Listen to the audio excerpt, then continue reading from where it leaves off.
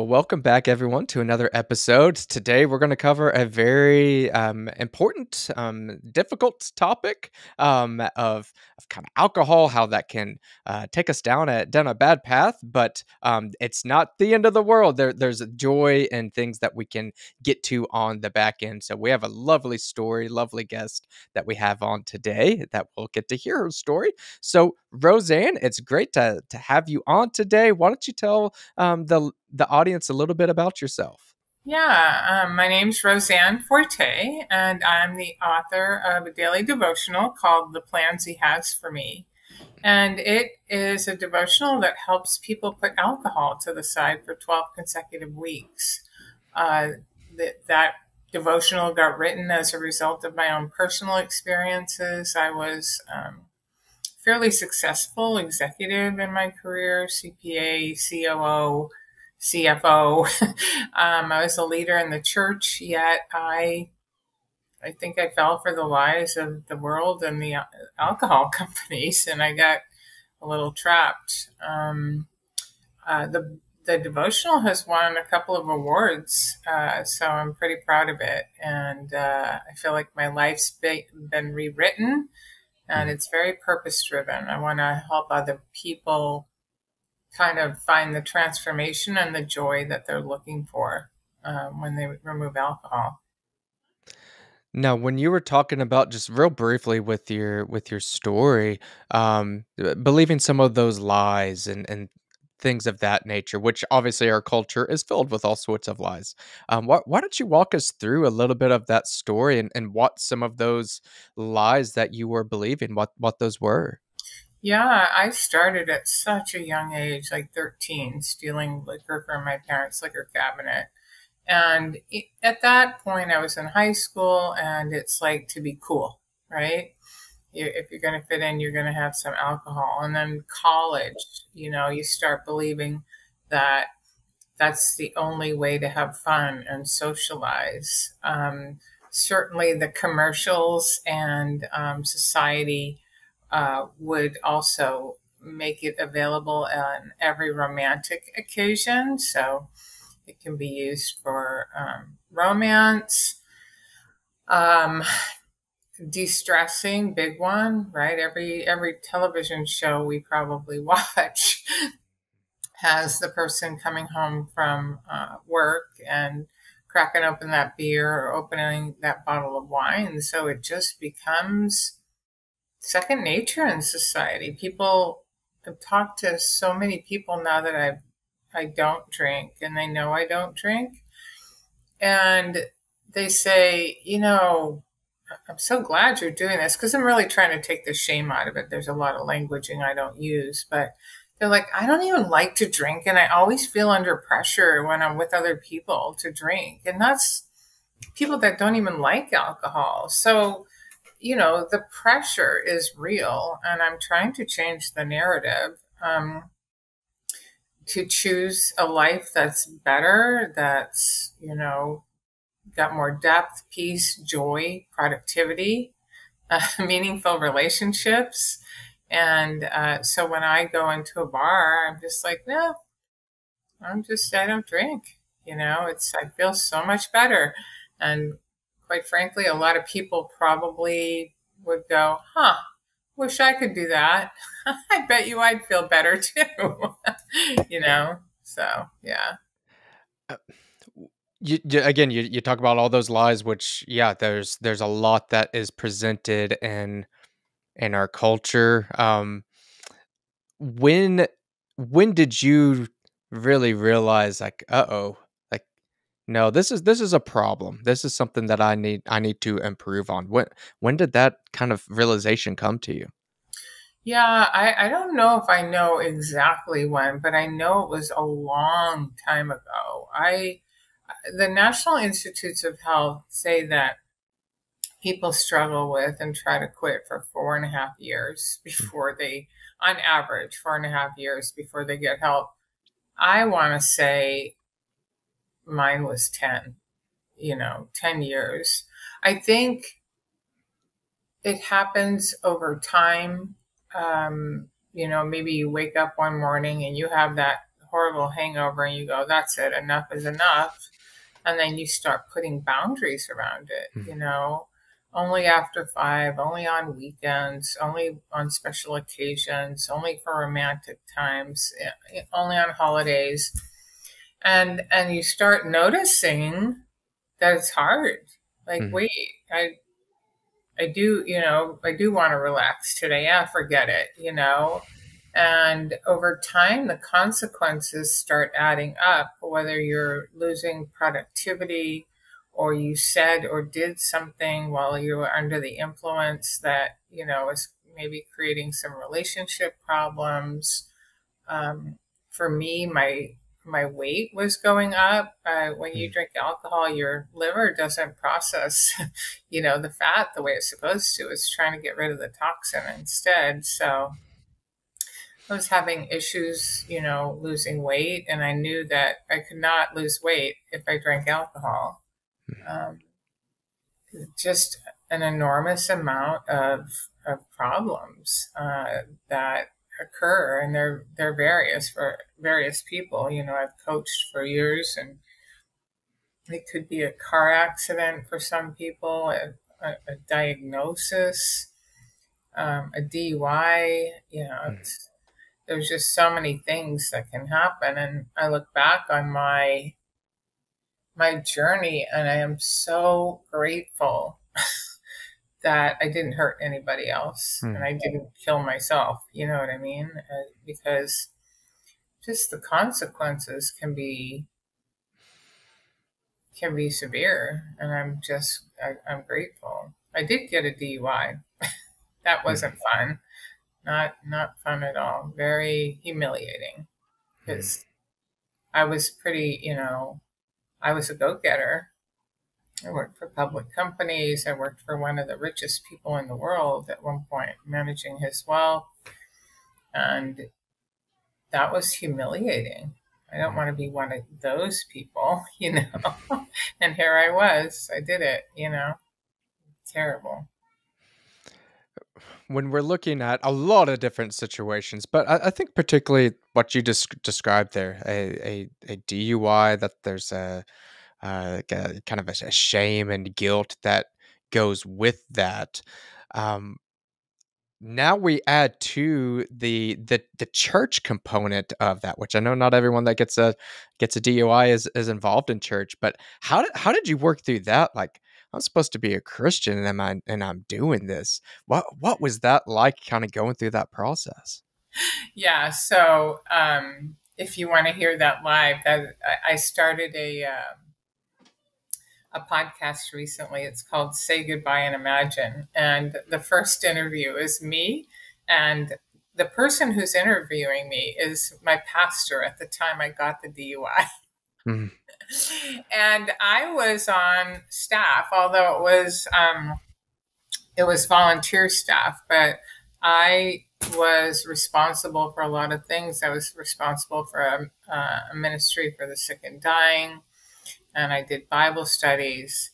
And let me tell you, that was horrendous. mm, Just this living in secret is, you know, having this secret that you're always supposed to hide. It's horrible, and that's why I want to start talking about it to let people know. I want to share that. Yeah, I think people view people with alcohol problems as, you know, the the person with the alcohol bottle and the paper mm, bag, the brown paper bag on the street. But I know firsthand because I've been coaching that there's very high performing people that are really struggling with this, and there's people in the church that struggle with this. That's one of the reasons I wrote the devotional. I went through a coaching program myself, and it was secular, and I was so transformed. I had lost weight, my blood pressure was down, my resting heart rate was down, I had peace, I had joy, I had more self confidence. I mean, all these things. And I was like, this is secret sauce, you know. And I said, I want to work for you. And I started working for them as an enrollment coach and having these conversations with Christian upon Christian upon Christian that was Mm, feeling the guilt and shame. I actually just talked to a pastor recently about the program that I'm doing, and he shared, he goes, you know what? I got caught in COVID with mm, an alcohol problem, and I ended up having to quit. And I'm like, wow, you don't expect. And I actually have coached pastors. mhm, Again, the lie. It's the lie. Nobody drinks alcohol thinking that's going to happen to them, you mm, know? And it's an addictive substance. And the alcohol companies spend a lot of money on making you believe that this is the way to have fun and this is the way to get the guy or the girl. You know what I mm, mean? mm. So, anyway, yeah, I guess we haven't talked about that either. My mental health was just going down the drain because, you're hiding the secret. I'm the type of person that when I put my mind to it, I get it done. But when it comes to a substance, it doesn't work that way. There's a little bit more work involved, and I didn't understand the process of um, changing my neural pathways, which is kind of what I focus on. I focus on the science of the brain and creating new habits and new neural pathways. Yeah, I think especially in your position. Yeah, I'm a go-getter, and I love that you brought up the example of the homeless guy that's got the brown paper sack, and that's who the drunks are. Which there's a reason why we have that mental image that does happen, but there's the executives that are performing really well that you wouldn't think of. That they are having alcohol issues as well. So yeah, there's not one face to people No, that it are struggling with doesn't alcohol usage. doesn't discriminate, and I Hmm. think the people on the streets are the ones that probably couldn't get the help that they Mm, needed. I mean, this is something that gets progressive, and when I was an enrollment coach, I guess for executive CEOs, entrepreneurs, they are high performers. It's like I was a pedal to the metal kind of person, which is why maybe alcohol agreed with me, but they are starting to feel the pinch. They are mm, starting to feel like they're moving slower in their business. They know they're leaving something on the table. Maybe Mondays are super tough and they're not getting stuff done. So again, they're operating in this realm of secret. mm, And honestly, I I think it should be just as easy to say, I really need to give up drinking as, I really need to lose weight. mm, Both are super hard to do. Both involve new ways of processing information and new habit formations. And yeah, I don't, they're both bad for you. They can both kill you, right? um, and they both, depending on the severity, can have severe psychological, consequences of not succeeding mm. at it. So, yeah. What you were talking about earlier with the substance portion, and I think that's something that's really important with this, that it's a yes, it's a behavior, but you don't just snap your fingers and hey, just get over it. Just stop it. There's more that goes into it. So kind of explain when you're talking about neural pathways and things of that nature. Yeah. Explain some of the things you learned and how that brain science really helped you work through this issue. Yeah, all those reasons that I explained earlier, kind of we drink because we think it's required to be romantic or have fun or deal with stress or check out when we're depressed, right? When, and especially anxiety, this is where I think people get, this is why COVID created such a Mm. drinking problem for so many people, because an addictive substance creates a jump in your dopamine level. So it does provide this jump and joy. It calms your nervous system, right? And so if you've got anxiety and alcohol calms the nervous system, you're like, oh, that's good. And the next Yeah. time you're anxious, you use it again, you use it again, you use it again, and you're not allowing your body to equal out, to have equilibrium and get back set. And what happens with substances, especially, is you develop a neural pathway. Like for me, again, it wasn't anything I thought twice about. You get home, you open the bottle of wine, you pour it. You don't think about it at all. You just do it. Mm. And your body gets accustomed to it. And unfortunately, the more you use a substance, the more you need it.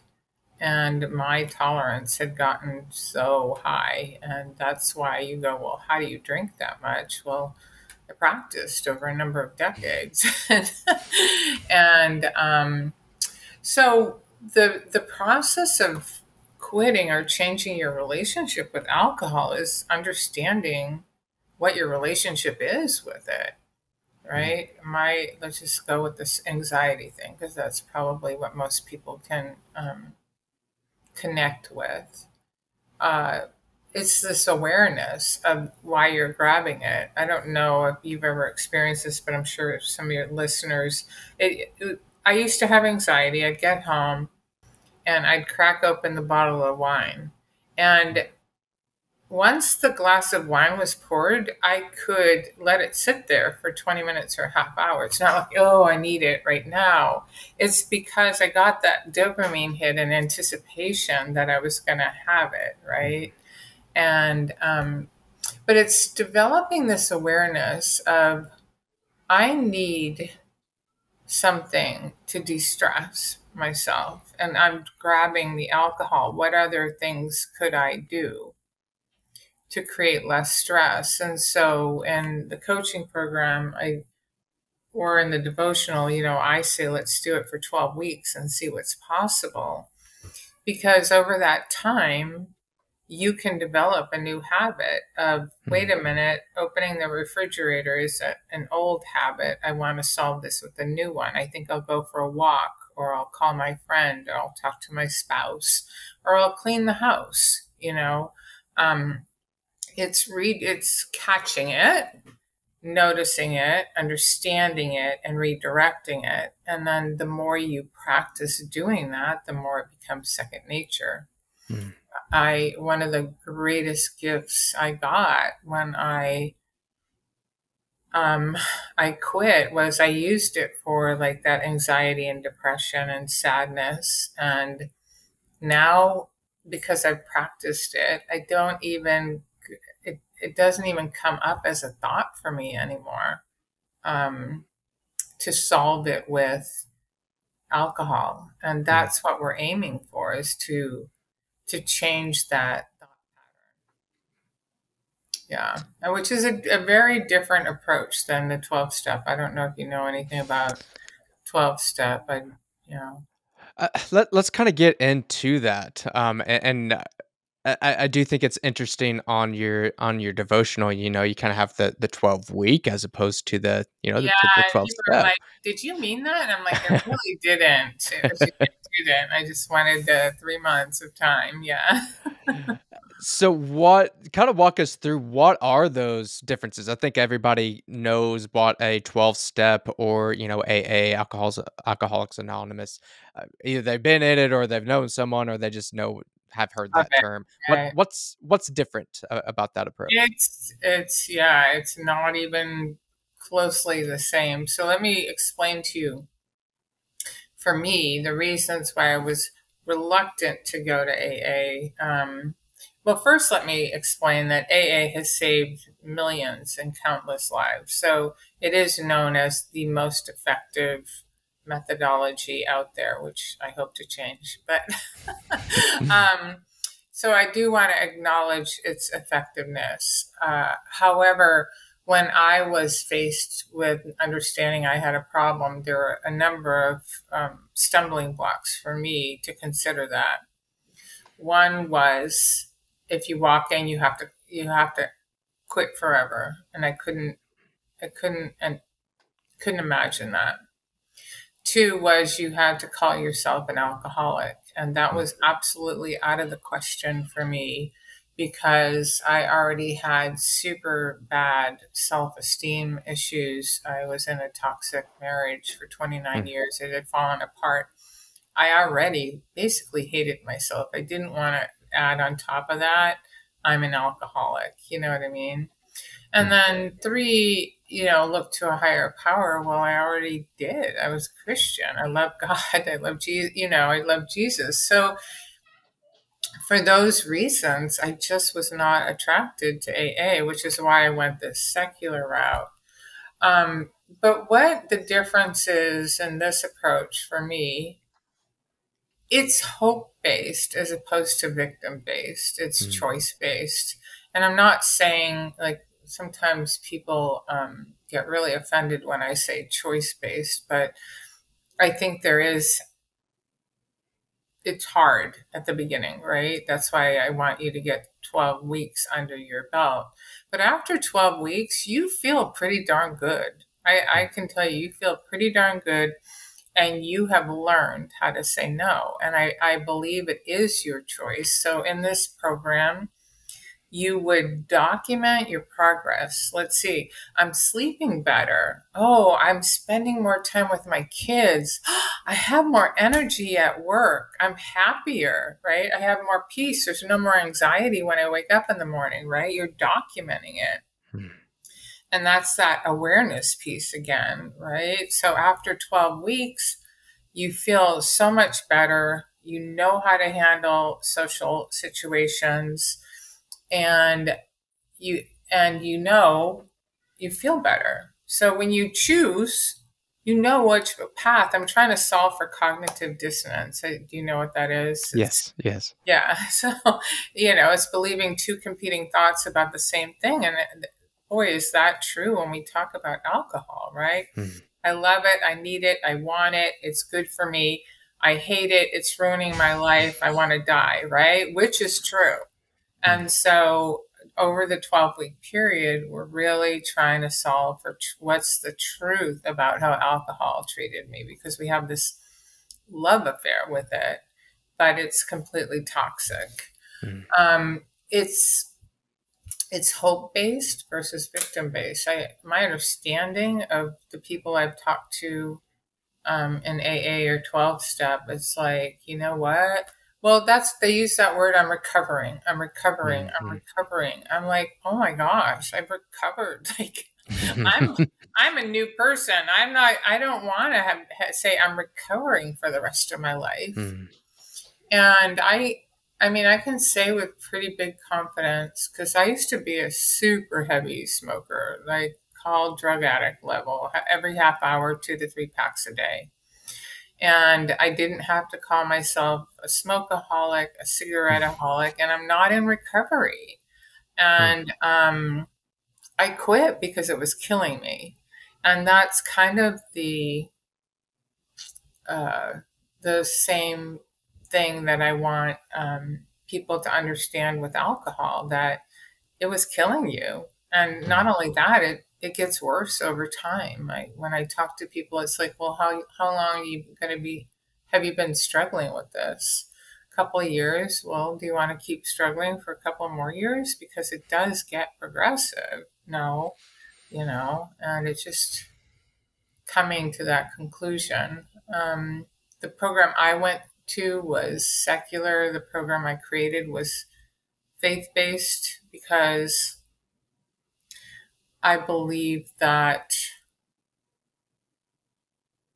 people need to understand that they were created for a purpose. Mm. And I really want people to understand that they were given a gift in life. And most people know this. I'm sure you know this, Johnny, that there's some super great gift that you possess, right? Whether or not you're using it, we're all really good at something. Mhm. And when we're using a substance, we're probably not pursuing that gift, and we're not using it for the kingdom. And so that's the other thing about the program. Like, we're taking something out of our life that we thought gave us joy. Let's put something back in our life that's true joy. That was the joy that you were created for. And that way people get to feel like, oh my gosh, I've always wanted to play the piano, or I've always wanted to get my bowling game in order. It doesn't matter what it is, right? I want to start carpentry. I want to go back to school and learn how to flower arrange. Mm. And one of my clients, she wanted to be a real estate agent, and she literally studied for it and passed her exam, with all the extra time she had, not drinking, not recovering from drinking, and not thinking about how to quit drinking. um, that frees up a lot of extra time in your life Mhm. to do some of these really super good things. Because if you just, and that's what I get the impression that they do in AA. I don't know if you have any experience with this, but it's kind of to bubble wrap yourself Mm. from the temptations. And I try to teach people to go out into the world and have fun, and learn how to be confident about saying no thank you, I'm so much better like this, right? As opposed to, oh my gosh, I can't go there, I can't go there. Actually, I know that for a fact. I talked to some guy at church, and he knew what I did, and he had not drinking in maybe 15 years, and maybe he went to a wedding Mm. and somebody handed him a drink, and he said he started shaking. His son had to take him out of the place. And I'm like, wow. Because he trained himself, I think he trained his mind to say, this is always going to be a problem for you. You're always going to Mm. want it. If that's what you train yourself to think, that's what's going to happen when you see it. Yeah. Yeah. And so it's a lot of mindset, a lot of mindset around how lucky you are to Mm. not drink, not how unfortunate it is that you're different than anyone else and you can't drink. It's like, no, I've never felt healthier in my life than now. I keep up with all my blood tests. All my markers just keep getting better and better. And yeah, I have such confidence in my health. Whereas I used to go, well, when I have these blood tests and she's going to tell me I have cancer of something. And by the way, I don't know if you realize this, but alcohol contributes significantly to 8 different types of cancer. Mm. Did you know that? I that doesn't super surprise me, but I wasn't aware of that exact statistic. Yeah, especially breast cancer. Mm. Apparently, because I had interviewed a holistic doctor, and she said, yeah, it changes your hormones around. And I was like, I had no idea. Mm. No idea. So, but yeah, even those people that don't want to drink, like those people that I mentioned at the beginning of the podcast, who feel peer pressure to drink when they don't want, they should feel confident, like, nah, thanks, I don't really like it. I'm good, but I'm love to hang here with you and have fun, You know, kind of what you're saying there. It reminds me of, um, basically trying to have everybody else around me stop their way of life. Nobody else around me can ever drink alcohol. I can't ever be exposed to that.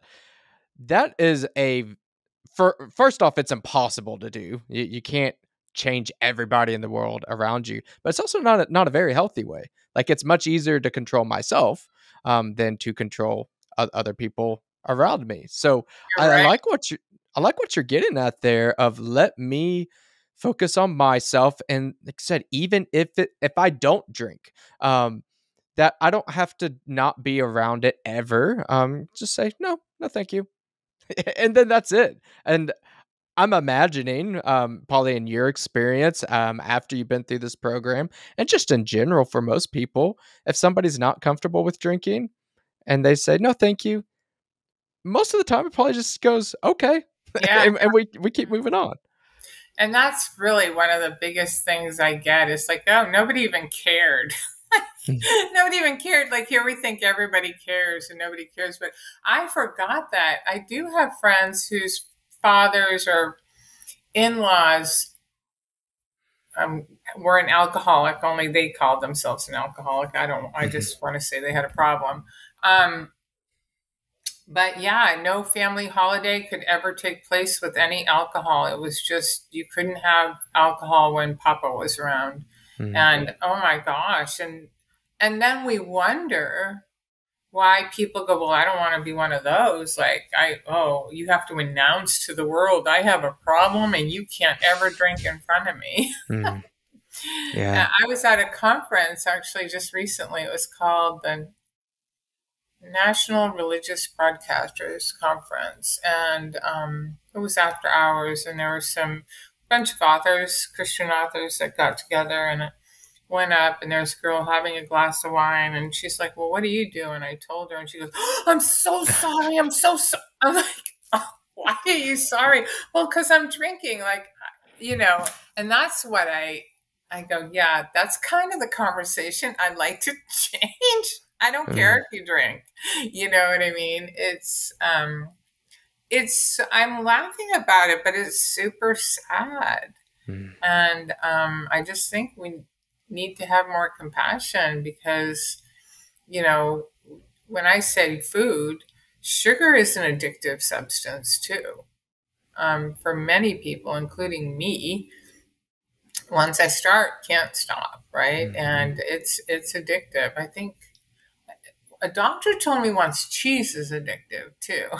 Anything that's addictive, my body loves. So, but those things are addictive. So people should have some more compassion, understanding even easier habits, right? Whether it's putting your cell phone down, mhm, checking your email during the day, all of those are habits that are super difficult to change and don't involve a substance. So if we could have a little bit more compassion for people that get caught in the alcohol um, trap, mm. I think that would be a great thing for us. Let's kind of take that angle for a second. Let's assume somebody listening, they're not dealing with an alcohol issue for themselves, but they know somebody, that their spouse, their friend, cousin, whoever. What advice would you give for them, to be able to reach out to that peer, friend, family member that needs help? What can they do to help somebody else out, or at least approach them in a healthier way? Yeah, and I thank you for asking that question. It's a really good question. Obviously, there's a lot of different levels, right? It's the friend who you've noticed drinks to excess, but they've never said, I need to quit, right? I just think you leave that alone because everybody has to follow their own journey. But if they're a close enough friend and they go, oh gosh, I really need to quit drinking, well, you could say, and that's why I like this approach. You don't say to somebody, oh, you should consider AA because that would be super insulting. Mm, But you can say, "Hey, I know this daily, I know this daily devotional. A lot of people give this as a gift, and it's mm, received as something that they're grateful for because it's a 12-week challenge, right? It's not like you've got to do this forever. It's a challenge." So I have a lot of testimonials where it was given as a gift and received really, really well. Um, if it's somebody that's close to you, let's say a spouse, let's just go to spouse because that's probably one of the more difficult ones. Um, it's a balance, right? I think um, if you're acting completely disgusted and you bang doors and remember that the person who's struggling is already having a lot of battles in their head Mm, with themselves. And so I think a compassionate approach, like I can see you're struggling, or is this hard for you to quit? Or, what do you think about your drinking habit? Just creating a conversation that has curiosity instead of accusations is a good mm, starting place. Will that solve the problem? Not always and not generally, especially right away. mm, I think boundaries need to be set. When you drink, I prefer you not to drink in the house when I'm around, or you know what I mean? Boundaries. If you're going to do that, I'm going to go into another room, but very loving. Like, mm, I love you, but you need to understand that when you drink, blah, blah, blah happens mm, and it's affecting our relationship. I think having conversations about hope and how the relationship could flourish without it. Because I know when I was married and my husband used to uh, just be disgusted with the cigarettes. And I remember I already was disgusted with myself because I smoked. mm, I could smell it. I didn't like it. I couldn't quit. And so just to see his disgust just sent me deeper, right? If he had just said to me, instead of his perspective, like, oh, I just hate it when you smoke. If he had just said to me, I really love you and I want to spend the rest of my life with you. And I'm worried that you're killing yourself. mm. You know what I mean? Looking for something that's more hopeful, because that's what I tell people, like, what's possible? Let's just put it down for 12 weeks and say what's possible. Um, so I think those are some general ways to deal with it with a little bit more compassion as opposed to disgust. Not that their behavior, but you have to remember they don't necessarily know their behavior when or they do, but there's so much shame. It's just really there's such a gamut of severity, right, that we're talking about. But in all of the severity, I've coached people who have 2 drink a day serious drinking problem. It's affecting them. It's still affecting them. It's affecting their relationships, their productivity, their health, everything. So it doesn't matter if it's 2 or 20. The conversation needs to be the same, and understanding that it's not that easy to just stop. Yeah. Yeah. Yeah.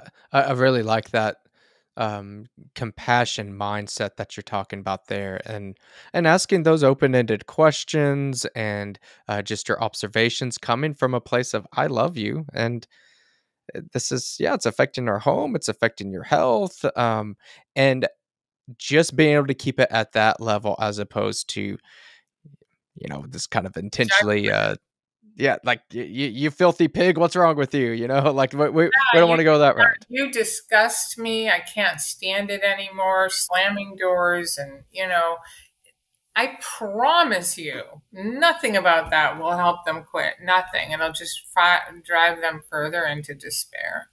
Yeah. And it's hysterical because I literally had clients who are successful in putting aside alcohol, and then they share that they are disgusted at their spouse's drinking patterns. And I'm like, okay, weren't you just there a little bit ago? Like, do you have any compassion for how it used to be? They're like, oh yeah. Like, even somebody who used to Mhm. drink forgets that they have to be compassionate, and Yeah. Yeah. Yeah, Yeah. that's really interesting, hearing it from that approach, but, that I think that's the human condition. It is. We tend to be pretty selfish minded, and that's what I love about your approach here, and with your devotional of it being Christ focused. It keeps all of that into perspective. Like, we're all sinful beings, and that's important for me on that compassion angle. I can get in that, not so much on the alcohol side of things, but somebody on social media says something really dumb, and like, what's wrong with you? And I can have that level of, well, I'm up here. I'm this Christian. I've got it all figured out. Right. No, no, like I'm wretched, right? I'm wretched just like everybody else. It's not me. It's Christ. It's what He's done for us. And I think being able to have that worldview interjected into your curriculum like that, to your devotional, that's wonderful, and it keeps it all into perspective. Yeah, and thank you for bringing that up. So a big part of, well, it's the curriculum for sure, and I know it's in my daily devotional, forgiveness. So just processing forgiveness of self, and for whatever reason that we know intellectually that we've been forgiven, but processing it is can be super difficult, and knowing it, not living in the past, Mm, but looking forward to what the future holds, because God has wiped the slate clean for you so that you can pursue the future and be relieved of the shame of the past.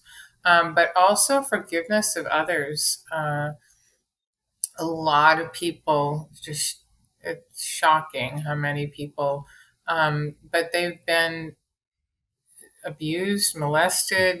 A lot of people are drinking because something horrendous has happened to mhm. them. And they're trying to solve for the pain of that and check out. But again, same concept. I love this, where a sin is a debt. Something's owed to you when somebody sins against you.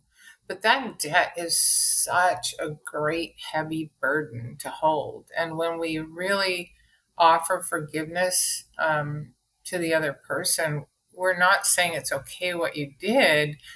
We're saying, God, this is too much for me to bear. I want you to collect that debt. And again, being free to move forward and not allowing what that other human being did to you, uh, you know, to stop you from being all that you can be. And so that's also a big part of moving forward. Yeah. That's an excellent point. I'd done some work previously with senior adults, and these were people that I had a lot of respect for, and um, would share some stories of, like you're saying, being molested by grandpa, or really these hard stories.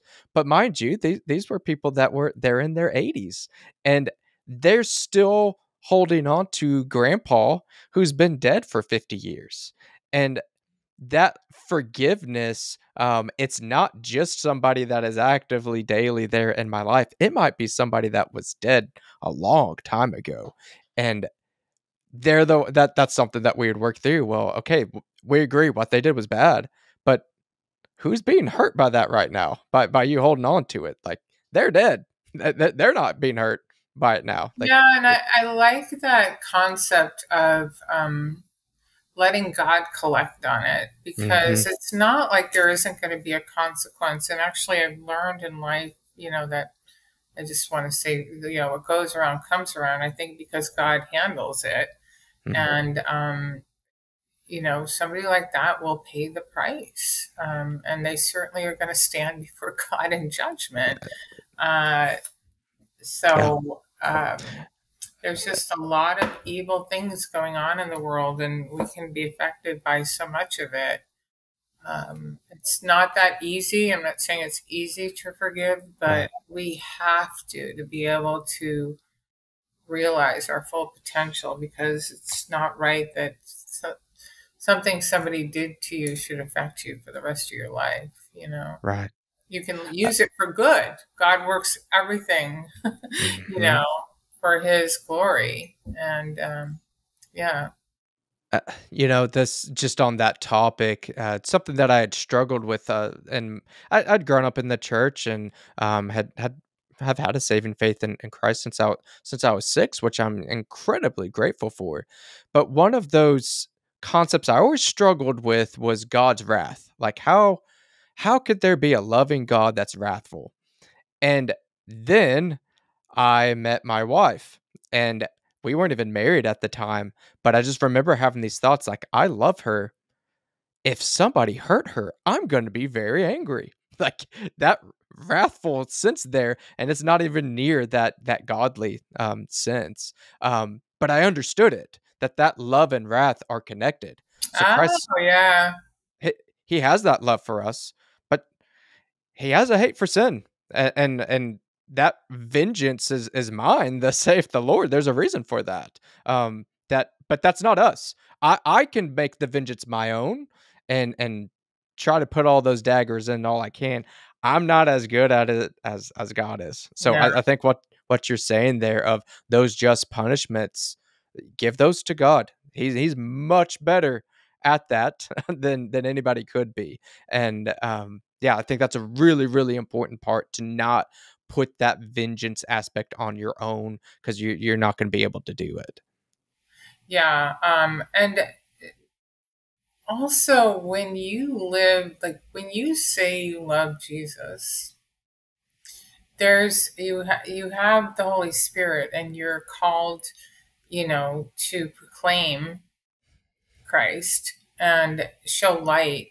If we're harboring anger and resentment, that light is being hidden under a basket. We Mhm. are not showing, God's love and light. And I'm sure you've read the headlines before. There's some incredible headlines, sometimes when somebody gets killed. And a parent of a child who gets killed shows up in court and says, "Your Honor, I forgive them." And you're like, "What?" Like, what? Um, and conversely, I've seen somebody do something and it may have been an accident. And same situation, a child, a brother, "I will never forgive them. May Mhm. they rot in Mhm. hell for the rest of their life." And there's the vengeance. And I've Yeah. just really noticed. Have you ever noticed that in court? Yeah, Yeah, absolutely. such a difference. And I think, if you call yourself a Christian, you definitely want to be the first one, not the Yeah. second one. Because, Yeah. yeah, Well, and that's what it all comes down into, that it's easy for us at times, if we've been legitimately wronged, to be in that latter position. I'll never forgive you. I would never do that to somebody. And you probably wouldn't. There's some horrible things that happen, but we're not the victors here. We're not the ones that have done anything incredible. God has.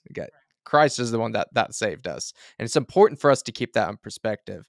Because if we have that prideful boast in us, and it's about us and not Christ, we've lost the message. That's not what we're called to do. right, exactly.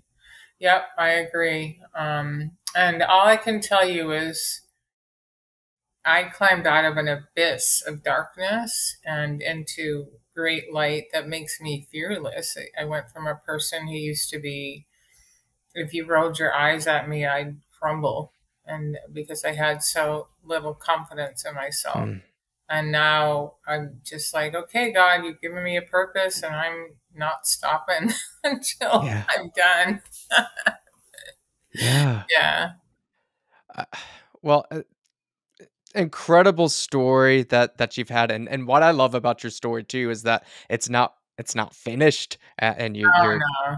you're continuing to impact other people and are desperately trying to help other people that are maybe not going to receive help in the traditional ways. And I think it's great. I love people thinking outside the box and not just saying, well, AA's got it.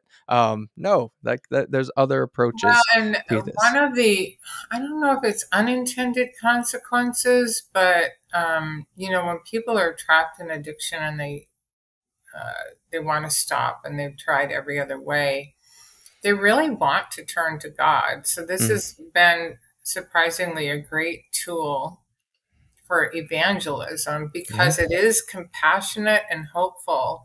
There's no judgment in any of the 84 days. And so you're in there and it's like, well, here's the scripture. This is what God told us. Oh no, shouldn't I have listened to us? He really loved us. That's why he told us that. Mm, And so it's kind of over and over and over showing a different side of God than the one they've heard about or experienced in a church or experienced from somebody they called Christian. And that really warms my heart, mm. because it's just people meeting God in a whole new way. Yeah. Absolutely. So, for the listeners that have listened to your story or maybe interested in your devotional or your services, how can people be in reach with you after the show? Yeah, most people can find me at www.theplanshehasforme.com. And there's a red button that says Freedom Starts Here. They can always download 20 flashcards for how to handle a social situation when not drinking. You can get the devotional there. You can find out about me. I'm on Instagram at Roseanne Forte Plans. And I just started that podcast, Say Goodbye and Imagine. So I'm trying to make my imprint on the world. Awesome. Yeah. Well, I'll have all that linked down there in the show notes. Roseanne, thanks again so much for being on the show and sharing your story with us. Thanks for having me. I love sharing that.